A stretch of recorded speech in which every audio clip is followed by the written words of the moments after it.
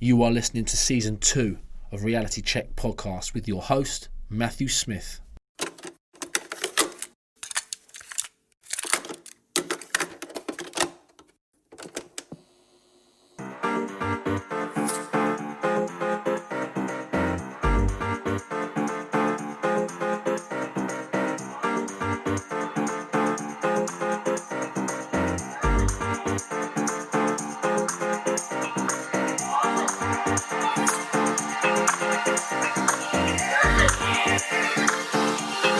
Let me show you something. Hello everyone and welcome back to another season of Reality Check with me, Matt Smith, as your host. This episode, the topic of conversation and the area in which I want to explore is travelling. It's something that more and more people are wanting to do and set as goals and achievements during their lives. Now, I'm not too clued up about travelling. The furthest I've gone is an all-inclusive week in Fuerteventura. But I'm joined today by someone who surely knows a hell of a lot more about travelling than me, as she is one half of the Instagram travel page, TheShoestringBackpackers. It's Cherkanah Straker. How are you? All right? Yeah, I'm good. How are you? Yes, not too bad, thank you. First of all, I want to thank you very much for helping me out with this episode.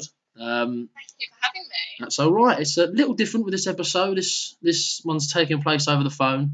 Coronavirus is taking its toll on the entire world, and everyone's feeling a little bit down about it. So I want to start with a cheery little introduction. It's just a chance for you to give me and the people listening some background on yourself, as well as some background on the Shoestring Backpackers. Cool. I'm Cherkanah, as Matt said. Once upon a time, we were in the same form class together at school, and now we're doing it, well, we're out in the real world as adults, almost in our mid-20s, feeling old. Yeah. But yeah, since school, since college, since education finishing, to be honest, the lust for travel has really set in. Myself and Jonny, the other half of the Shoestring Backpackers, seem to be in a routine of working anywhere that's, half decent, brings in the money, save that money, and then we go on a trip and we just keep going. Yeah. Repeat. Yeah, well, I think that's fair enough. You want to do that's the thing you want to do in life, and that's the thing you want to do to enjoy yourselves. I think it's brave. You couldn't find me doing it. Absolutely not. Especially when I used to be the all-inclusive resorter as a child. I Yes. absolutely loved it. Yeah. Johnny made me rough it a bit, and I was like, this is what we're doing now, is it? You're changing me now. Brilliant, great. So, kicking things off, I want to ask you a few starter questions just to get ourselves comfortable. I want to know where it all started for you. Was it just Jonny that made you wanting to start travelling the world, or was there something else? I mean, he has been a big influence for sure. Yeah. He's been travelling. His dad was in the travel industry when he was a child, so they went everywhere. Right. There's the fun fact about his brother had been on 20 flights before he was 1 year old or something. Wow. It's crazy. So he's been a massive influence. But then my mum is from the Philippines. Yeah. So we went that far away as I was a child growing up. We'd go there every few years. And I think I always thought, my home family island is lovely and it's great to see everyone. But, this country's made up of 9,000 islands. Yeah. We always just come to this one place. Yeah. So I was like, one day I'll come back and I'll see a bit more of it, which we did. Wow. Now, you've been to a number of different locations all over the world already, including Mexico, Guatemala, Costa Rica, Cuba, and more recently, Jordan. Is there one location that you would go back to again in a heartbeat? You have done your research. I have. You know what? Because Jonny can't be here today, I had to call him the other day. Yeah. I was like, right, I need some help with these questions. Let's see. We'll do a little 3, 2, 1, and you tell me the answer you'd say, and I'll tell you the answer I've written down here. Yeah. And one place that comes straight to mind for me is Mexico City. Okay. Because we spent a week there last year, and a week in one location. It doesn't sound like a lot because when you go on a week holiday to Spain or whatever, it's over like that. Yeah. But a week in one location when you're backpacking, it's like a long time to have consistently been in one place. And I'd go back there because we stayed in a little Airbnb, but just like a room in someone's house. Oh, and they wow. had dogs, so it was all very livable. And oh my gosh, the tacos, the Mexican food in general is unreal. but vegan tacos in Mexico. I'm not even fully vegan. I help the planet when I can. Yeah.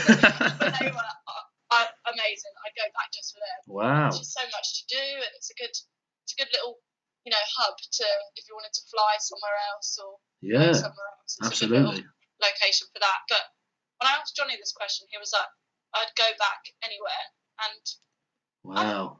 I think I'd agree. Yeah. Because he was saying that nowhere for us have we ever felt that it's been like completed. When people say, "Oh, I've done that, I've been there," Yeah. but have you really explored like every nook and cranny? In Mexico, you would have had a It's good. huge. Yeah, I was about to say it is pretty big. So if you had a good time then in that 7 days, you go back for another different 7 days in a different area, you could have another even better time. On the other hand, then, is there a location that you guys haven't been to, but you want to, like a place that is top of the bucket list? Right, for me, it's really basic. Okay. It's not cool backpacker thing to say. Okay, Worthing.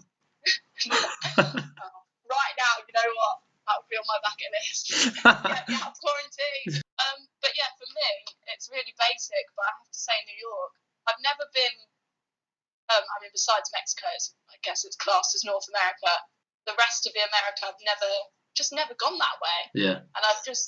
And you know me, I'm still very like musical. So New York is just the place for that, isn't it? Yeah, absolutely. But then, on the other hand, Jonny wants to go the polar opposite way, and a few countries at the top of his list are Tuvalu, Nauru, Vanuatu. These countries that I didn't even know existed if he hadn't mentioned them to me. But they're mainly at the top of the bucket list because they're so far out of the way, so difficult to get to, which makes them expensive to get to as well. Yeah. And these places have such a small population, and it's meant to be beautiful and tropical. So I'd tag along. I can go to Tuvalu. I think it's good that you two have got a sort of a difference in the sort of opinions of where you want to go or top of your bucket list, because then you can chop and change between where you want to go or chop and change between different trips. I think it's a good little balance you've got there. Yeah, you'd think after how long we've been together, become the same person, but we're still We're still quite opposite in a lot of ways. Yeah. A location on the top of our bucket list that we share is our plans for our next big trip. Oh, here we go. So we came back July 2019. Okay. Building up some money, although not a lot of money at the moment. No. I think I'm getting on furlough though, so that's good. Okay. Jonny's a key worker. Oh wow. Having a delivery driver right at the right time. But yeah, for our next trip, when we can travel again, we're currently torn between India or Southern Africa. Wow. Well, it's going to be good. No matter where you go, I think it's going to be good. The way I've seen some of the pictures on your Instagram and some of the videos, the way you do it is very good. You structure it all out, and you've got your own little. You go and try all these different foods. I couldn't do it. Like I said, I couldn't do it. I'm not brave enough to try all these. So onto the behind the scenes part of traveling now. Is there a piece of kit within your backpacks that you could not do your traveling without, or is there something that would hinder your progress without that one item? So we travel fairly minimalist. Okay. Whereas a standard backpacker, as far as I know, Yeah. and what they sell in the shops, you're looking at a 65-litre bag upwards. That's like the minimum. Yeah, that's like a body-sized bag. That's like a. Yeah. And then you can go up as far as like 80 litres, and the bag will literally like tower over you. Jesus Christ. For us, Jonny travels with a 20-litre bag. Wow. Which is literally like a backpack. Yeah. People can't believe it whenever we meet people and they see our bags because we're checking out or checking in, and they're like, "Is that all you're travelling with?" Wow. Like, yeah. But he's a 20-litre. I'm not quite there yet. I'm 35, which is perfect size for me. Doesn't push me forward onto the ground or anything. I'm not dragging my face along the sand, no. And I still have a few nice, tops and bikinis in there, so I'm happy. Yeah. At 35. Thing that's crucial, I think, with both of our bags, and it's quite a common backpacker thing, I think, is packing cubes. I can't believe I used to live without them. Packing cubes? Yeah, packing cubes. So then these little like pouches, and you can get some with like mesh, which are good for like anti-odor and stuff, because it obviously like lets your clothes breathe once they're dirty and still stuffed in your bag, and it just zips round. So I travel with 3 packing cubes, I think. Okay. And one of them is for like tops, not many, Mine's like 5. Yeah. So the tops and the bikinis probably actually shares a packing cube. 3 bikinis, 5 tops. Jesus. And then you've got like bottoms, which is like 1 pair of trousers, a pair of shorts, skirt and a dress, Bloody maybe, hell. all singular. Final packing cube, which would be like underwear, socks, 2 sets of pajamas, maybe. Wow, if you're lucky. Yeah, Jesus. packing cubes. It's just so much easier. Reach into your bag, you know which from having the mesh ones, you can have a look at it and you're like, oh yeah, that's what I need. It's right in Wow. there. Don't need to rabble through all my stuff Yeah. if it wasn't a packing cube. Easy access, And then, yeah. it's not something physical. Well, I suppose it is something physical. Something I don't think we could travel without is research. I thought you were going to say each other then. I was going to have to give you a round of applause. Oh no. Oh no. Research. Yeah, that's a good point. Research, yeah. Yeah. To be clued up makes a lot of difference. Yeah, a better trip for you all. Yeah, absolutely. When travelling, is there one home comfort that you miss the most? You know what? There's a few. Go for it. List them. It might look all glam on the gram, but there's a few. The first thing that springs to mind for me was privacy. Okay. You're staying in hostel dorms, which is minimum usually like 6 people, so 2 to a bunk bed, Right. and you have to like creep around, and obviously it's not the comfort of your own room where you just get out of the shower and prance Yeah, about. exactly. It's Yeah. all very fiddly business. Then there's obviously like family and friends, obviously. Yeah. You Yeah. do make a lot of friends though, Yeah. so I guess that's kind of a little replacement, which is nice. But family obviously don't. So, but FaceTime and I'm good. Yeah. You're set up for the day. Yeah, absolutely. So what the one home comfort would just be privacy, yeah? Privacy and good Wi-Fi. Wow. First world problems, isn't it? I know it's proper first world problems, but honestly, there's nothing more annoying than a suckish Wi-Fi connection. Oh I my, remember trying to watch Love Island in Costa Rica. oh and I was my like, God. It's not working. Please let me find out who gets booted off. Please. I know, so then I had to come home and just watch like half the series and Oh. missed all the drama from before. I was raging. Jesus Christ. So what's been the most interesting piece of food that you've tasted on your travels? It might not be the nicest or it might not be the most disgusting, but the piece of food that you found the most interesting. Yeah, there's been a few of those too. It's just something as well that me and Jonny were discussing, as he couldn't be here today. And he was trying to tell me this story of when he went to Mongolia with Jim and Todd from Yeah. school, and one of Jim's uni friends as well. And I was like, I can't explain that story because I wasn't there. So can you just give me a more basic rundown so I can tell it on the podcast, please? So one thing he told me about, they stayed in a yurt one night with like a Mongolian nomad. I don't know if that's what Okay, they're called. yeah. And he gave them fermented goat milk. So, Nice. I mean, Johnny's got a certain set of dietary requirements these days. Okay. So I don't know how well that went down, to be honest. Oh, right, okay. I think they all tried it out of courtesy anyway. Yeah, that's lovely. Mm-hmm. So for me, I'm a more adventurous one because I still, sorry guys out there, but I still eat meat. Yeah. Not everyone's a vegan yet. Not everyone's turned yet. I know. I'll save the world just later. So for me, that just automatically means I get to try a few more adventurous things. Do you know what I mean? Yeah. Like you won't ever find me eating insect on a stick. That's not me. That's too far. Yeah, a little bit. But going back to the Philippines, I didn't have this when I was super young, but I think as I got a bit older, barbecues are like a big thing there. Okay. And they can sell stuff like blood on a stick and just like meat on a stick. I never had the blood, that just looked too rank. Ooh. But I did have something that they call isao, which is chicken intestine. Honestly, I love it. That sounds lovely. And then when we went back travelling to Philippines, I tried pork isao, so pork intestine. Okay. And I was like, nah, it's just not as good. Oh, wow. So, your intestines taste different. Oh my God. Yeah, I definitely couldn't do it. The more you speak about it, I definitely couldn't travel. Absolutely not. So, interesting food. turns to interesting people. Who are the most interesting people that you've met on your travels? This was a hard one, you know. Yeah. So you honestly meet so many people. Like Yeah. they all blur into one. Like sometimes Jonny will say, "Oh, do you remember that person?" And I'm like, "Who are you talking about? Yeah. I've never met anyone like that." And Yeah. then vice versa. He'll be like, Yeah. but a cool person from our recent travels wasn't a fellow backpacker. He was actually the owner of this homestay that we stayed in. Okay. So this was in El Salvador, and his name was Ulysses. Wow. Or Ulysses, like I think that is a Greek god, Ulysses. Yeah. So we found his place after it had been recommended to us by some other British backpackers actually. Yeah. And they were like, yeah, it's right on the beach. It's far less. It's way more quiet than like the neighbouring party town that's next to it. Right. And it's good for surf. And there were puppies. And I was like, okay. That's sold. And yeah, so he had built this homestay. Like his family live in this place, but they also rent out like a couple of their rooms to guests. Okay. And you are all living together on the beach that he built himself. Wow.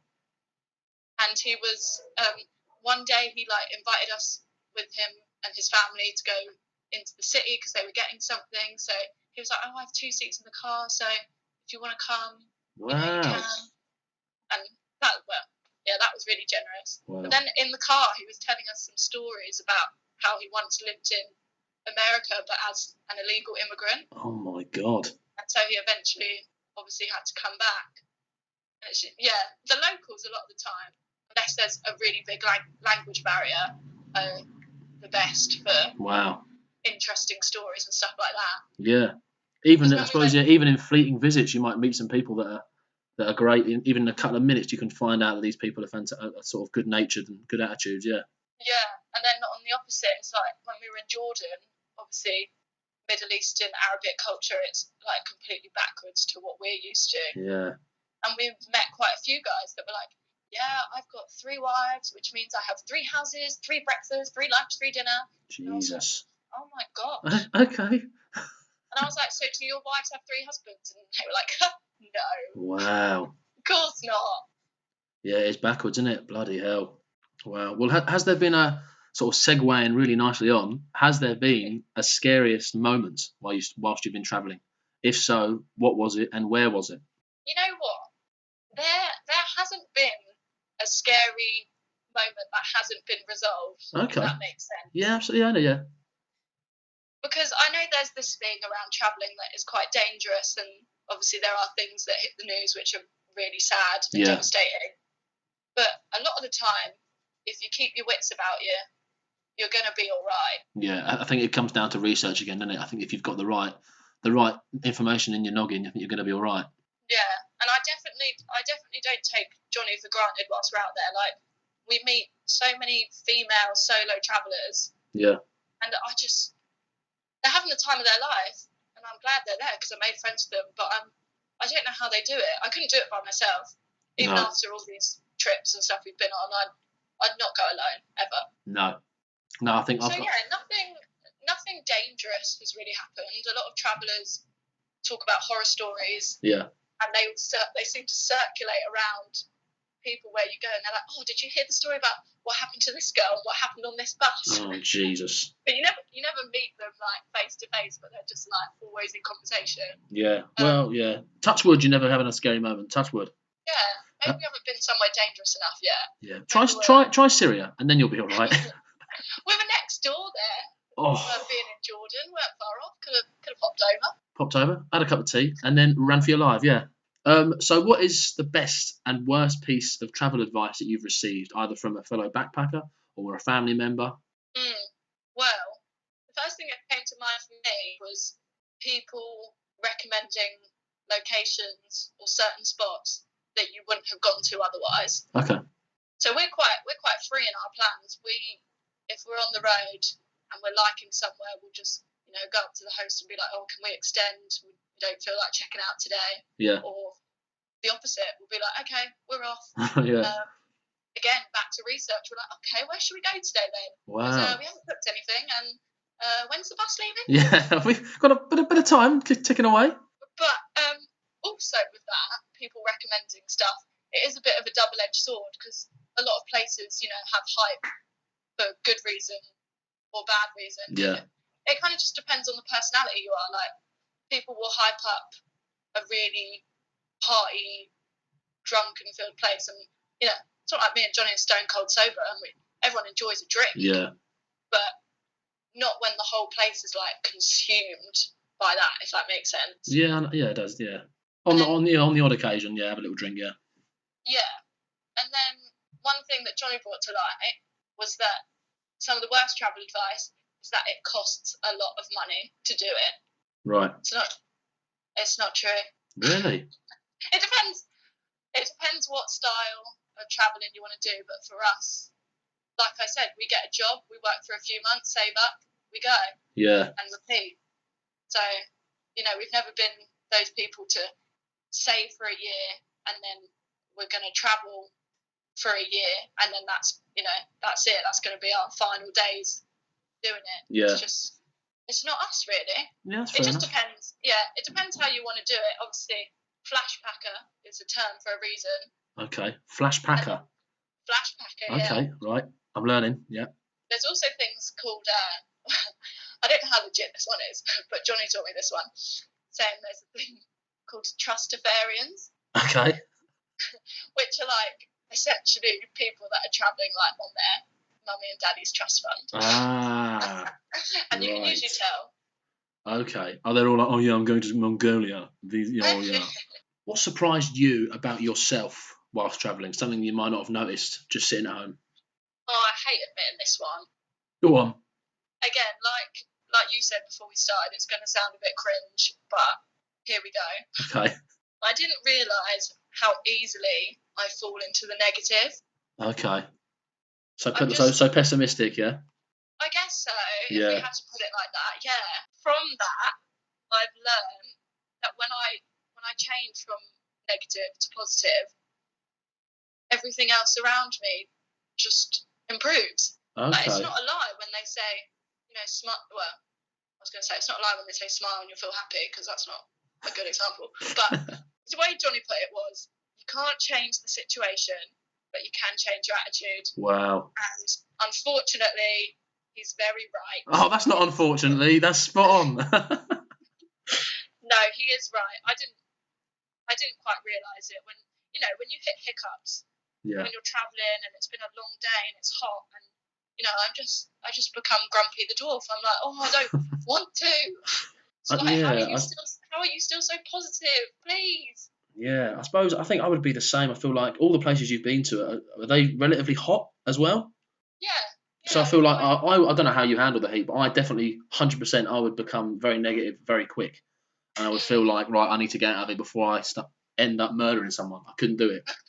So I don't know how you cope with that. I think it takes very strong-willed people, I think, to do the travelling thing, because you've got to sort of adapt to your surroundings, and you've got to do anything anything that's in front of you. You just got to do it, and if you don't, you're going to end up either sort of way more negative, or you're going to end up screwed in terms of travelling and things like that. Yeah, ever-changing environments. Yes. So sometimes I just have to, I notice it now. I'm like, Cherkanah, if you stopped being negative, this whole situation would be a lot better. I just breathe and think, okay, let's look on the bright side. There's only 2 kilometres left to walk to where we need to get to.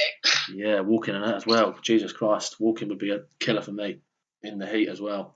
So we're coming towards the end of the episode now. So Aww. I know it's been a blast. So to lighten things up a little bit, to lighten it all up, you didn't know this was going to happen, but we're going to play a quiz. I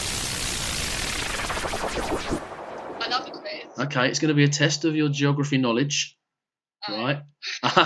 You're not so excited now, are you? It depends what you're going to ask me about. All right, well, you'll see. I think I've fit in a few here that you should know. Okay, good.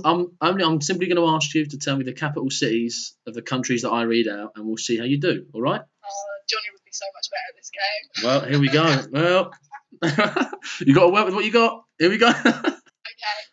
Are you ready? So I think these ones could be the easier. And if you get a few correct in this, I'll move on to the harder ones, or I'll just go to the separate section I've written down. Ready? All right. United States of America. Washington. Correct. Oh my god. That's it. That's the end of the show. Thank you. No, Germany. Berlin. Correct. Australia. Canberra. Well done. Yeah, trick question, that one. Ah, I thought I'd get you out. No, okay. China. Beijing. Correct. Spain. Madrid. Yes. Canada. Oh, it's either one or the other. What are the two that are in your head? Ontario.